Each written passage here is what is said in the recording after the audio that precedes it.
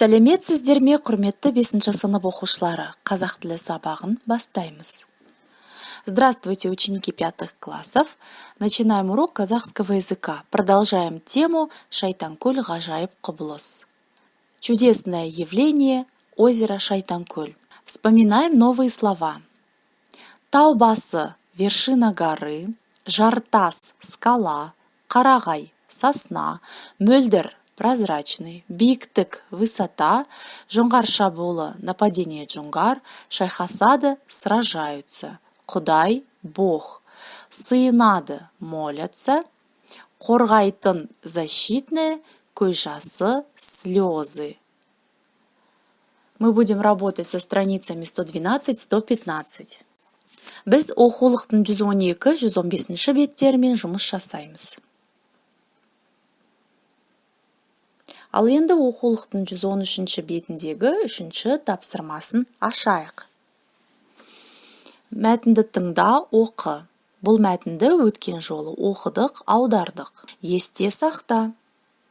Запомните, ребята, Шайтанкөл бұғылы деген таудың басында жатыр. Шайтанкөлді гранитті жартас пен қарағайлы орман қоршаған. Оқулықтың 114 бетіндегі 7-ші тапсырмасын ашайық.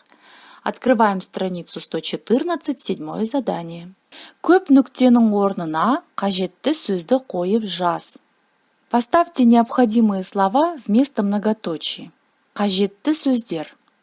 Шайхасады, сражаются, жоңғар шабуылы, нападение джунгар, құдай, Господь или Бог, қорғайтын, защищающий, сыйынады, молятся, көз жасы, слезы. Көлдің пайда болуы туралы аңыз көп. Жиі айтылатыны, какая легенда больше всего рассказывается, больше всего популярна про происхождение озера Шайтанкөл.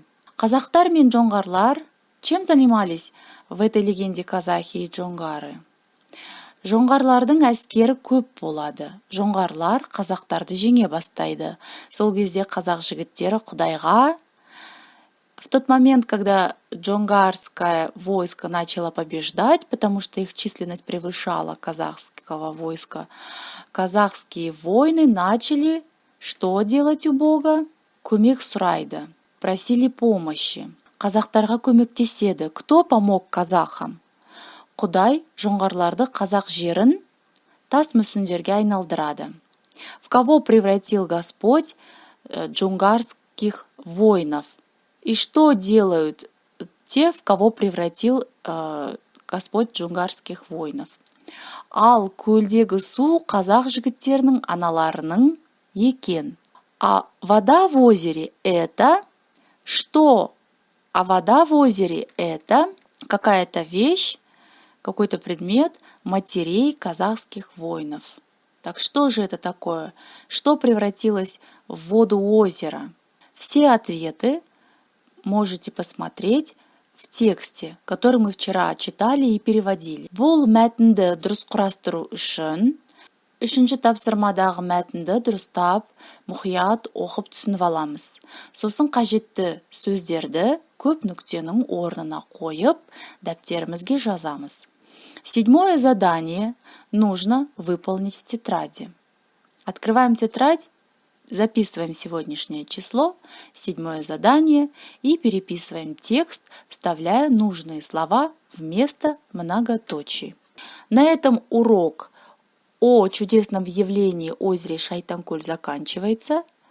До новых встреч! Сіздердің үй жұмыстарыңызды WhatsApp желісі арқылы жіберулеріңізді күтемін. Келесі кездескенше сау саламатты болыңыздар.